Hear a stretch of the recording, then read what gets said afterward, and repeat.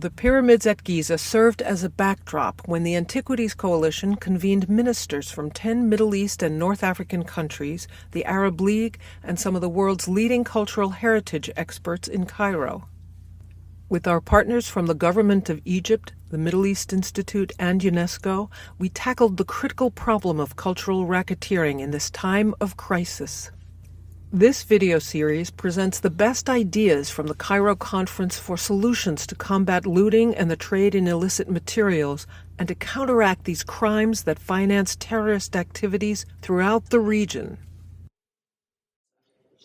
Well, there's a little more to it now these days with the advent of Al-Qaeda and ISIS using racketeering and the trade in antiquities to fund terrorism. So what would have been a year ago, even just a year ago, solutions that would be optimal, like cracking down on criminal gangs, working with greater customs enforcement, has now become an international counterterrorism effort, because now we have the destruction of facilities for the sole purpose of looting them and selling them off. So an optimal solution would be, first, within the counterterrorism perspective, which is where I work, you have to actually take down the organizations that are doing this. But more importantly, there are border states where all of these antiquities are going to be transported to and stored for later sale.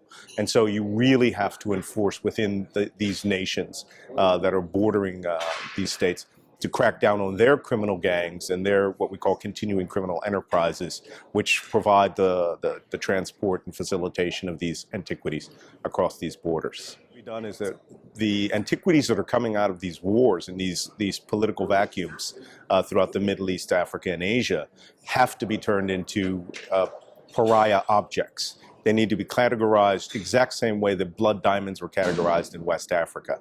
And so we need to have blood antiquities, because that's exactly what's happening here, is that these are antiquities that are coming from mass murder and destruction, literally the ethnic and cultural cleansing of entire communities. So, with that, we really have to make anyone that even thinks of buying this a pariah in the world, and there has to be very harsh criminal penalties for the purchase and transportation of antiquities from the Middle East, particularly now, because every artifact that they take and sell, whether it's just a small stone or anything else, can turn into 10, 15 Kalashnikovs or 20, 25 RPG rocket launchers.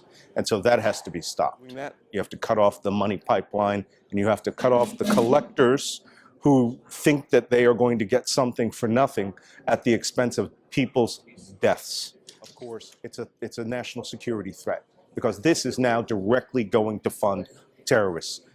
Terrorists didn't think it was valuable before. Now they know it's valuable. And we have to do an effort that is on par with their effort.